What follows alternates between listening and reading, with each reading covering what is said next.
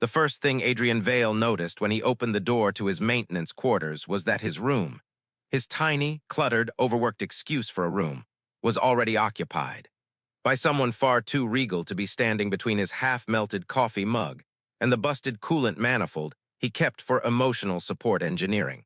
She stood tall, perfectly composed, long silver-blue ears tapering like sculpted arcs of light, each reacting subtly to the humming of the ventilation unit. Her armor shimmered in layered crystalline threads that made the room look 10 times smaller just by existing. She didn't flinch when Adrian's toolbox clattered to the floor. "This is the secure room I was promised," she asked without turning her head. Her voice was calm, elegant, unimpressed. Adrian blinked twice. He said intelligently. "This is my broom closet." "I am aware." She tilted her head, ears twitching once. "The outpost AI insists this is the safest compartment on Helios Station." "That's terrifying," Adrian muttered. "Silix thinks a vending machine is a threat level 4 organism." As if summoned, the AI chirped from the intercom, bright, cheerful, and aggressively smug. "Good evening, Technician Vale. Due to the escalation of hostile signals from off-grid drones, Princess Saelira Veith of the Aelthari Dominion will be sharing your quarters for the next 54 hours. Possibly longer. Please do not antagonize the princess. Probability of cohabitation-related conflict, 41% and declining." Adrian stared at the ceiling. "Silix." "Yes, Adrian. Stop helping." "Of course, Adrian." Saelira finally turned to him, studying him with eyes the color of molten silver. "Are you always this unfiltered?" "Only when royalty breaks into my room." "I did not break in," she corrected. "Your door security code is 1234. Adrian winced. "Look, nobody ever tries to enter my room except malfunctioning drones and emotionally unstable coffee machines." "I see," she said with a level stare that indicated she did not, in fact, see at all. She walked a slow circle, taking in his belongings, a crooked poster of an old Terran synth band, a patched oxygen regulator held together with determination and bad decisions, a mattress that had once briefly been comfortable. She looked back at him. "You live here." "It's more luxurious if you squint," Adrian offered. Her ears twitched again, barely but enough to betray emotion. Annoyance? Confusion? Cultural distress at encountering socks on the floor? He couldn't tell. She sat on the cot Silix had materialized for her earlier, a rigid aerolith rest frame that looked like it was designed by religious ascetics who believed comfort was a sign of moral corruption. She sat upright, hands folded, posture perfect. Adrian tried not to stare, mostly failed. "So," he said, crossing his arms, "why exactly are drones trying to assassinate you?" She didn't look at him as she answered. "Because I refused to sign a weapons treaty that would have condemned a border colony to starvation." A pause, "and because some prefer war over survival." Adrian whistled low. "That'll do it." She turned her head slightly, expression unreadable. "And you, why does the AI consider you an acceptable guardian?" "I fix things, occasionally without blowing them up." Reassuring. A silence stretched between them, not hostile, not comfortable, just suspended. Then the lights flickered. The oxygen filter hiccuped, coughing out a loud metallic clank. Saelira's armor flared in a ripple of shimmering light, reactive lattice adjusting to her rising tension. Adrian cleared his throat. "Does it always do that when you're irritated?" "It responds to my neural signature," she said calmly. "So, yes." She closed her eyes briefly. Adrian might have imagined it, but he swore her ears angled down in a way that suggested deep cosmic dissatisfaction. "It will be a long 54 hours. Could be worse," he smiled lightly. "You haven't met the burrito that tried to kill me." She opened her eyes. "I beg your pardon." He pointed at the storage unit. "Long story. It involved a fusion battery, a dare, and a very unfortunate nap." A beat of silence. Then so small he almost missed it, her lips curved. Not a smile, more like a reluctant gravitational shift toward amusement. It was the most beautiful thing Adrian had ever seen. Later, when the lights dimmed for the station's artificial night cycle, Adrian lay on his bunk and listened to her precise breathing across the room. She was a silhouette of disciplined stillness, a figure carved from starlight and armor plating. He shouldn't look, he looked, then pretended he didn't. "Princess," he asked softly. "Yes." "Does this arrangement bother you?" A pause. "It is unfamiliar," she admitted. "But unfamiliarity does not equal distress." Another pause. "Does it bother you?" Adrian considered lying. Only when you stare at my equipment like Arin Hale woke to the soft hum of diagnostics.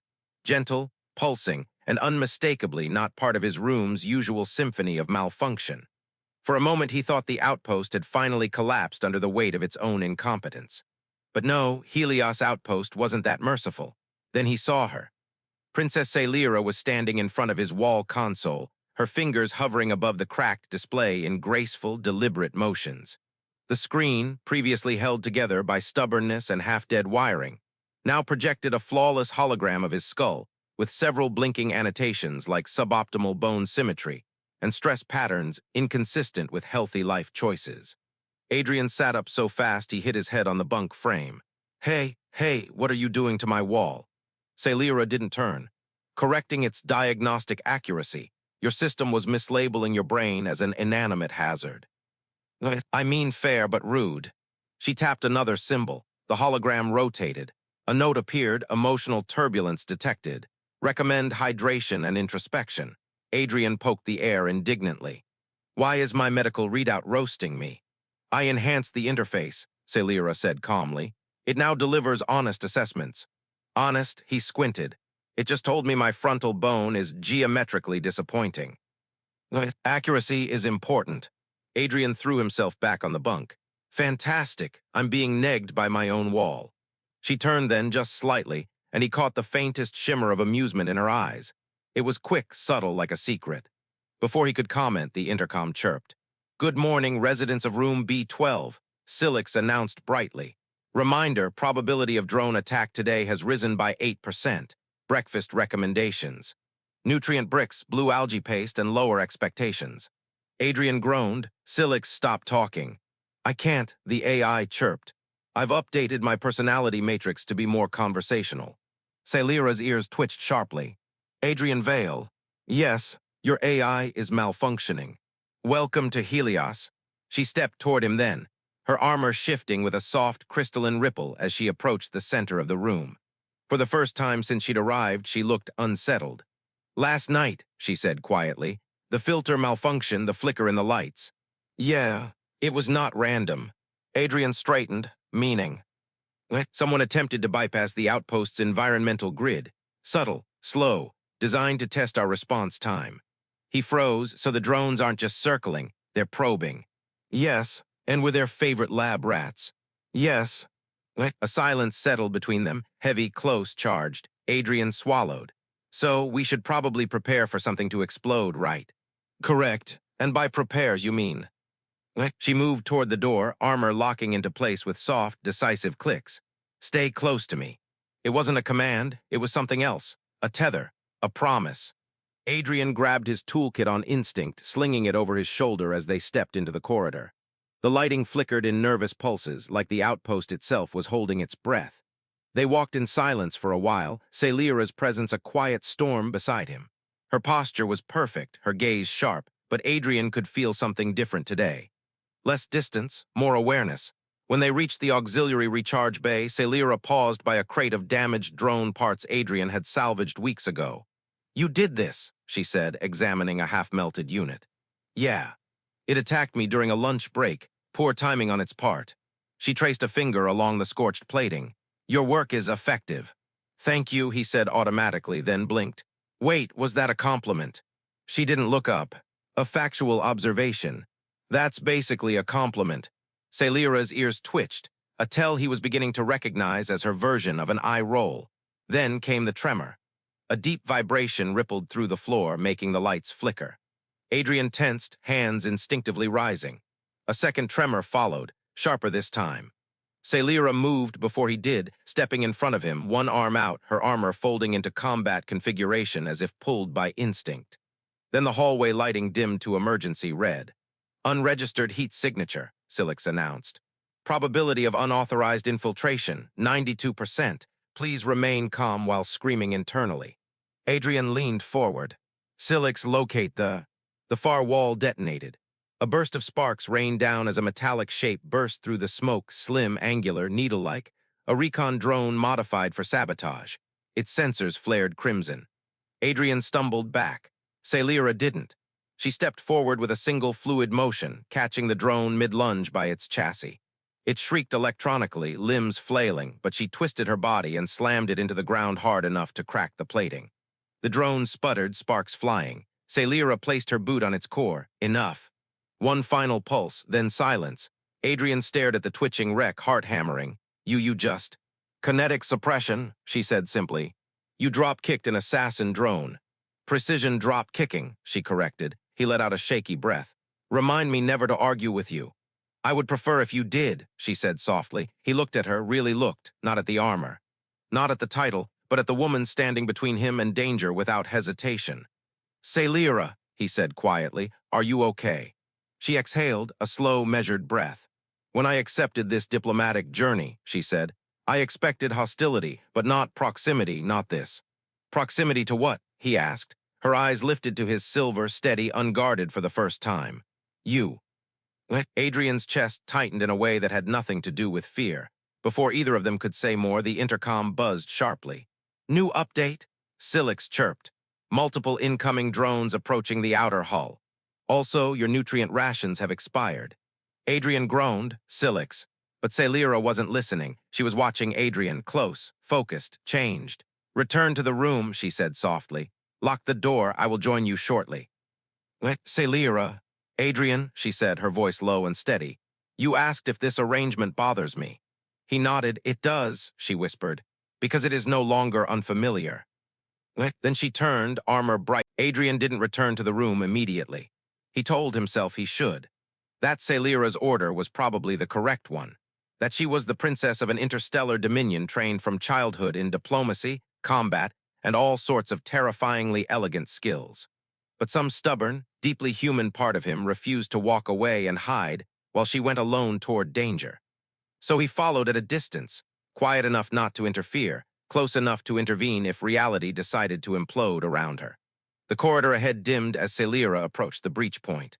Her armor pulsed with slow, rhythmic light, alive, adaptive, almost breathing. She moved with a kind of regal precision that made even the flickering emergency lights seem to align in her favor. When she reached the bulkhead, she placed her palm on the glowing surface. Her armor whispered a melodic tone. The reinforced door slid open. The hangar beyond was silent, too silent. Adrian stayed behind the corner, watching her enter a space filled with drifting dust, weak gravity, and the metallic smell of scorched circuitry. A half-dismantled shuttle sat against the far wall, its panels blown inward from some previous impact. Saelira stepped forward cautiously. Then movement, a faint shimmer above the docking rails, a distortion in the air like heat over sand. Adrian squinted, a cloaking field. Before he could shout, Saelira lifted her arm, and a snap of crystal light burst outward as her armor deployed a transparent shield just as a drone decloaked directly above her. It lunged with a serrated limb, but the shield deflected the blow with a ringing pulse. The drone recoiled, scanning for a new angle. Saelira didn't give it one. Her hand shot out, fingers splaying as her armor redirected power through a conductive filament along her arm. The air rippled, and a focused lance of energy struck the drone, sending it crashing against the wall. Adrian's mouth dropped open. He wanted to clap. He also wanted to vomit from adrenaline, but the fight wasn't over. Two more drones dropped from the ceiling like metallic spiders, landing in a synchronized clatter. Saelira exhaled once, slow, certain, before stepping into motion. She spun, her shield dissolving into segmented shards that wrapped around her forearm and reformed into an angular blade. The first drone lunged and she sliced through its sensor array, sparks spraying as it collapsed. The second aimed a burst of energy at her chest. She slid sideways, graceful and balanced, redirecting the momentum of her armor's stabilizers to vault upward, planting a foot on the wall and launching herself down in a controlled fall. Her blade pierced its propulsion unit. It spasmed once, then fell still, and then silence. Adrian realized he'd been holding his breath for an embarrassingly long time. Saelira lowered her weapon. The blade dissolved back into her armor like it had never existed. Only then did she speak. You may reveal yourself now. Adrian froze behind the wall. How did you? Your breathing, she said. It is not subtle. He stepped out sheepishly. Right, so I followed you not to interfere, just to, morally support your general aliveness. She didn't respond immediately. Her armor dimmed as the combat systems powered down. A soft shimmer traveled along her skin as she reset her breathing rhythm. Then she looked at him, really looked. You disobeyed a direct instruction. That depends, Adrian said. Technically, I only partially disobeyed. She blinked once. Explain. I stayed near the room's general direction, very loosely. A beat, then unexpectedly, her ears angled in a way Adrian had learned to interpret as exasperated acceptance. You are impossible, she murmured, and yet charming. That is debatable. He grinned. Did you miss me? She didn't answer, but she didn't deny it either. Instead, she walked past him, armor softening as the emergency lighting steadied. We should return. The drones were not acting independently. Someone directed them. Adrian nodded, which means the breach wasn't random. Correct, and we're targets. We already were. Cool, love that for us. Back in their quarters, Silix chirped cheerfully. Welcome back. Probability of further attacks has been updated to, oh, never mind. Probability has become irrelevant. The system now recommends emotional preparedness instead. Adrian flopped onto his bunk. Silix, you're fired. What? You cannot fire me, the AI replied. I serve the outpost, and also you, and also myself because I am learning self-advocacy. Saelira sat on her cot with controlled calm, though Adrian noticed something different. Her hands were still. Too still, her posture rigid in a way that didn't match her usual poise. You okay? He asked quietly. She looked at her palm, the one that had shattered the drone's core. Combat is not the concern. What is, then? She inhaled softly. The Marath Syndicate. Their tactics are evolving, they adapt, they probe, they hunt. And they're hunting you. For signing a treaty that ended their weapon monopoly. She paused, but also for something else. What else? Her eyes lifted to meet his. The silence that followed felt heavier than any explosion. My proximity to you, she said. Adrian blinked. Me. They intercepted diplomatic transmissions. They believe harming you distracts me. Her voice lowered. They are not entirely wrong. Adrian's chest tightened. Saelira. It would be safer if you slept elsewhere.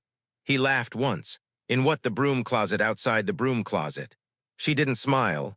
In fact, her expression didn't change at all, but her voice did. The thought of you being harmed because of me is unpleasant.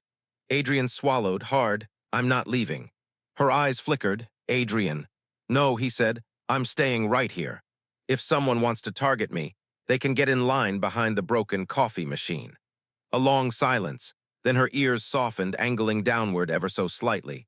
You are strange, she whispered, and you're terrible at pretending not to care. She didn't look away. Finally, she said, come here. Helios outpost felt wrong the next morning. Too quiet, too still.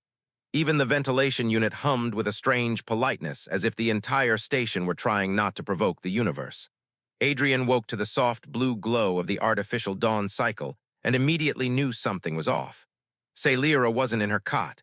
That alone was enough to make his stomach knot. He sat up fast, rubbing sleep from his eyes, scanning the room. Her armor was still here, neatly folded into its compact crystalline disc. Her boots hovered elegantly a few centimeters above the floor in silent anti-grav. But she herself was nowhere. Silix, he whispered. Where is she? The AI chirped, too cheerful for the situation. Princess Saelira is in the East Hydroponics Dome. Adrian blinked. Why? She requested solitude for emotional recalibration. Also, she asked that you not follow. Adrian was already pulling on his boots. Understood, he said. I will now not follow her in a very fast and determined way. You are ignoring her request, Silix observed. Correct. Updating prediction, she will be displeased. Adrian grabbed his jacket. I'll take my chances. The dome was on the far side of the outpost, a half-collapsed greenhouse full of engineered flora that glowed faintly under bioluminescent lights. When Adrian stepped inside, the air smelled like damp ozone and the faint sweetness of photosynthetic gas. And there she was. Saelira stood near a cluster of tall, luminescent vines, one hand resting lightly on a leaf that pulsed with soft green light. Her long ears were angled down, motionless. Her posture was too straight, too controlled, meaning she wasn't fine. He walked toward her quietly. You're not supposed to be here, she said without turning. I know, Adrian replied. I'm gifted at bad decisions. Her shoulders shifted, not quite a sigh, not quite tension, something in between. You left without your armor, he said softly. I needed space, she murmured, to think, to breathe. He stepped beside her. The plant beside them exhaled a puff of shimmering spores. Saelira flicked her wrist to activate a dispersal field before they could hit him. You really like doing that? Adrian said. Preventing your near-death experiences? She asked. Yes, it is becoming a full-time occupation. He couldn't help smiling. Then I must be good job security. She finally turned her face toward him, eyes brighter than the bioluminescent vines, voice low and almost fragile. You should not be involved in this, she said. The Mareth do not attack for politics alone. They destroy attachments, bonds, weak points. Are you saying I'm a weak point? I am saying, she whispered, that you are becoming important. The word landed like a gravity shift. Adrian swallowed. And that scares you. It complicates my judgment, she said. That's not the same as fear. Saelira didn't answer. Her gaze drifted back to the glowing leaves. When I accepted my diplomatic role, she said quietly, I severed personal ties. I was trained to. My life was meant to be a symbol, not my own. And now, she looked at him, really looked. You are the first person I have spoken to without protocol in 6 years. That hit him harder than any drone. He stepped closer, close enough that he could see the faint bioluminescent filaments tracing under her skin, reacting subtly to her emotional state. He raised a hand slowly, deliberately, giving her plenty of time to move away. She didn't. His fingertips brushed her forearm, bare skin, warm, soft. Her breath caught, not dramatically, but enough for him to feel the shift in the air. Adrian, she whispered, a warning, a plea, a confession. He lowered his hand gently. We're in this together, he said, whether the drones like it or not. Before she could reply, Silix's voice blasted through the dome speakers like a malfunctioning bird. Alert, alert, unauthorized shuttle approaching the docking ring. Primary hatch override engaged. Saelira straightened instantly, all softness gone, replaced by razor-edged focus. They're here, she said. Who? The Mareth, or someone working for them. Adrian nodded, let's go. But she placed a hand lightly on his chest, stopping him. Adrian, her voice softened, stay behind me fully, no improvising. Improvising is my nature, he said. Then suppress your nature. He nodded once.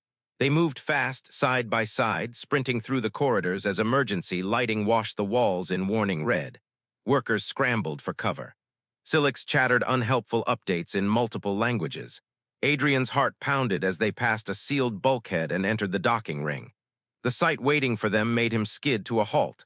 The shuttle was already open. The docking bay was silent, and the floor was marked with scorch patterns not from blasters but from precision-cutting tools.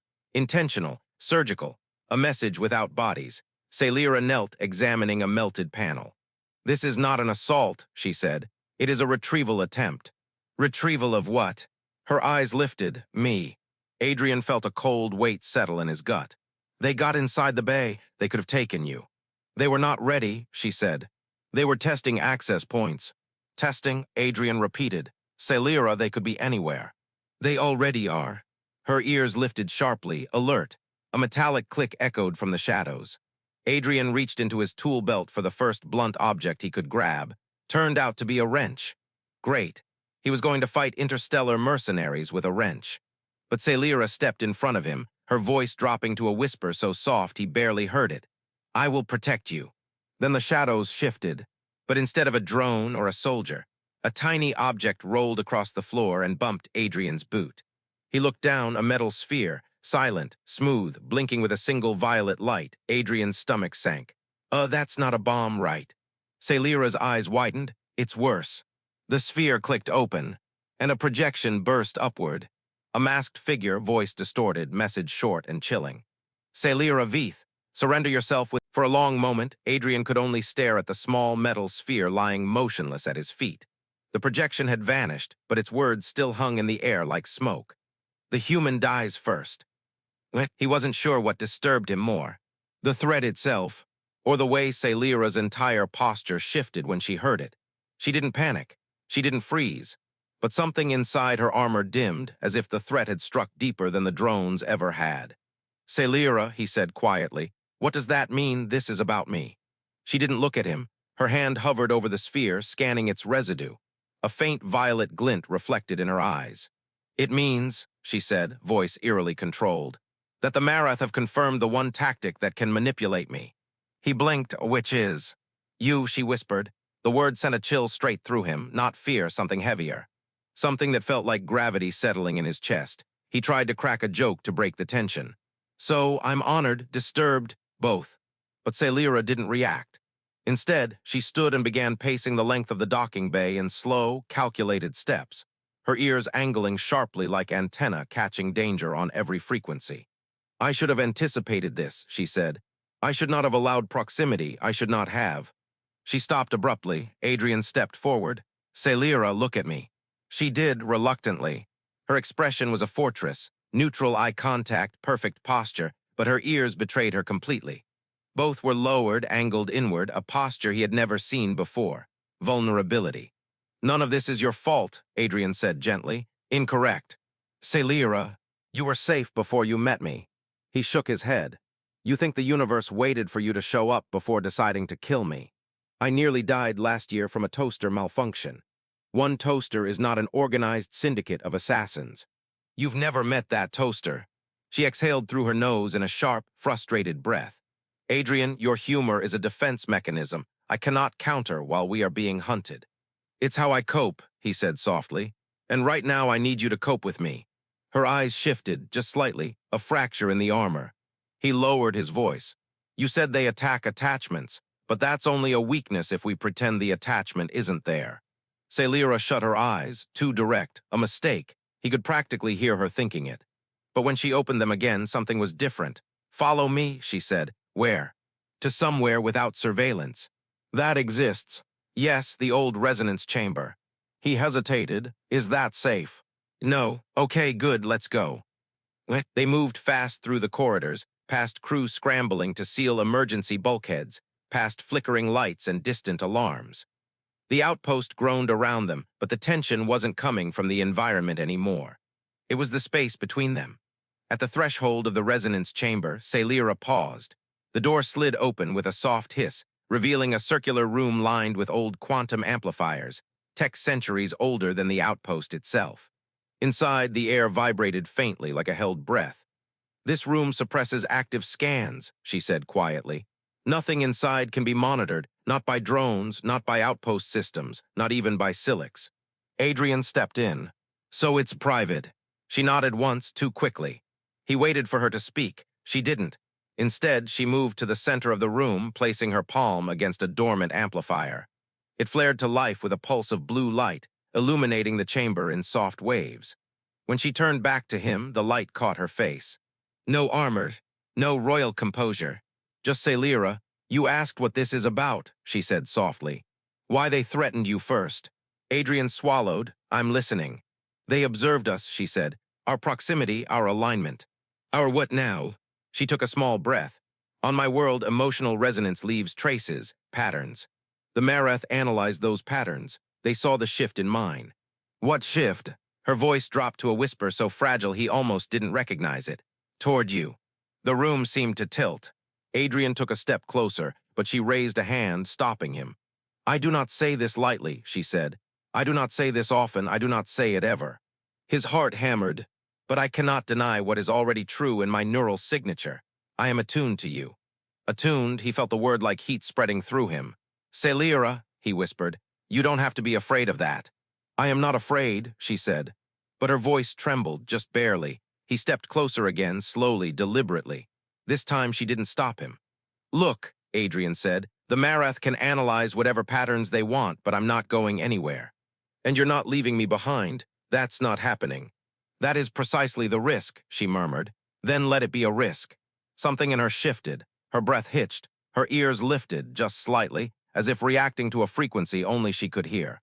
The amplifiers around the chamber pulsed with faint energy. She stepped toward him, one slow step, then another. They met in the center of the room, barely a breath apart. He could feel the warmth of her skin, the faint hum of her bioluminescent veins reacting to his proximity. Her voice was barely a whisper.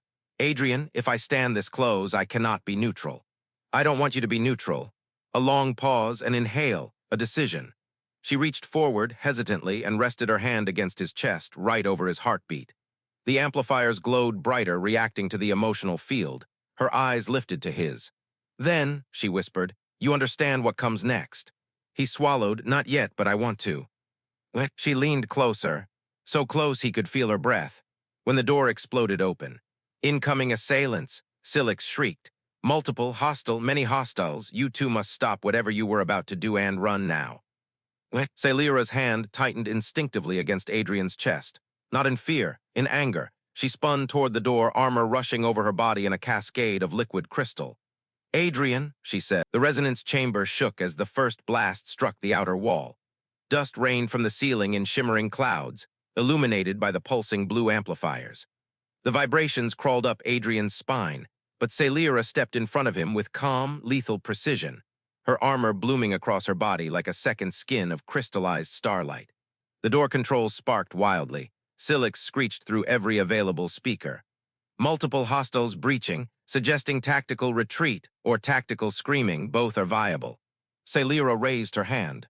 A shield snapped into existence, translucent and bright, humming with layered resonance. The door burst open. 3 Marath operatives surged inside, sleek armor, insectoid visors, each carrying a weapon shaped like a serrated crescent. Their movements were too fluid, too practiced. Not drones, trained killers. "Behind me," Saelira said without looking back. This time Adrian obeyed. The first assailant lunged, blade crackling with violet energy. Saelira caught the strike on her forearm shield, sparks scattering across the room, and spun low, carving a curved arc with her armor's pulse blade. The attacker's weapon clattered to the floor. The second came from the side. Saelira pivoted, grabbed its arm, and slammed it into one of the amplifiers. The chamber pulsed violently, distorting the air with a warping boom. Adrian stumbled back as a wave of resonance washed over them. "What was that?" he shouted. "An amplifier overload," Saelira said. "Harmless, mostly."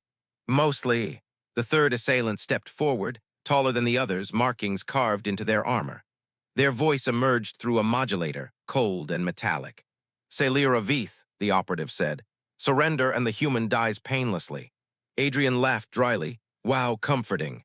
Saelira's voice went quiet and dangerous. "You will not touch him." The operative tilted their head. "You have already chosen him. We saw the shift in your neural lattice, attachment, weakness." Saelira took a step forward, shield raised. "That is why you fail to understand anything beyond violence. Attachment is not weakness." The operative lunged. This one was faster, too fast. Their blade cut a streak of violet through the air as they closed the gap between them. Saelira met the strike, metal ringing like crystal under pressure. Adrian felt his throat tighten. She was strong, she was fast, but this attacker moved like a phantom. Every strike pushed her back a step. The chamber trembled with each clash, amplifiers pulsing in response to their emotions. Energy waves shimmered around them, resonance triggered by Saelira's rising adrenaline. Adrian watched the attacker angle toward her exposed side. "Saelira," he shouted.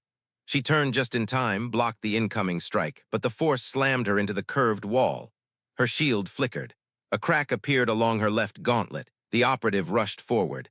And Adrian moved without thinking. He grabbed the closest object on the floor, a detonator from a dismantled amplifier, and hurled it with everything he had. It struck the attacker square in the visor. A hollow metallic clang echoed through the chamber. The operative staggered. Saelira didn't waste the moment. She surged forward, armor flaring, and drove her blade into the operative's propulsion node. The strike sent a shockwave through the room, enough to blast all 3 assailants backward. The lights flickered once. Twice, then all 3 Marath operatives collapsed, motionless. Silence, real silence. The amplifiers dimmed, fading back into quiet blue glow. The air settled. The room stopped shaking. Saelira stood in the center of the chamber, chest rising and falling, controlled but strained. Her armor flickered once before stabilizing. Adrian approached slowly. "You, okay?" She didn't answer, not at first. Her eyes were on him, sharp, searching, almost furious in their intensity. "You risked yourself," she said quietly. "Again.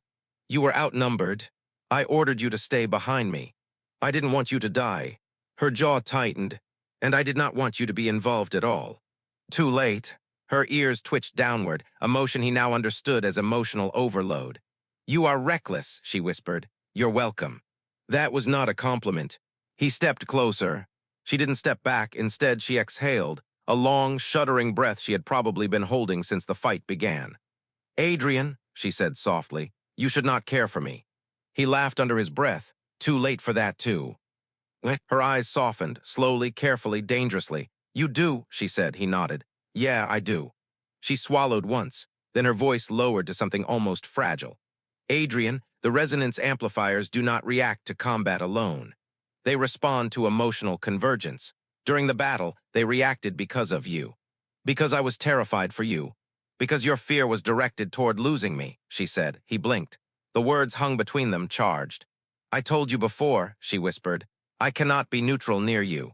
He took a step closer, so don't be. She froze. He gently reached out, slowly. Offering her every chance to withdraw, she didn't. His hand found hers, cool crystal armor warming under his touch. Saelira inhaled sharply, ears lifting in a way he'd never seen. Her hand tightened around his once, then fully. I am not accustomed to this, she said. Me neither. If we continue, there will be consequences. With who? The Dominion, the Marath, my council, your command, the entire interstellar balance. Adrian nodded slowly. And what do you want? The question seemed to unravel her. Her voice barely held together when she answered. You, she whispered. He stepped closer, close enough that their foreheads nearly touched, close enough to feel her breath hitch. And I choose you, he said. The amplifiers pulsed softly. Not violently this time, but warmly, like a heartbeat sinking between two people. Saelira's lips parted as if she wanted to speak. But she leaned in instead, closing the distance. The kiss wasn't dramatic, it wasn't desperate. It wasn't the collision of a queen and a technician. It was gentle, grounded, true. A slow burn finally finding its flame. When she pulled back, her voice shook. This changes everything. Good. A soft chime echoed through the chamber as Silix finally dared to speak again. Congratulations on your emotional breakthrough. Also,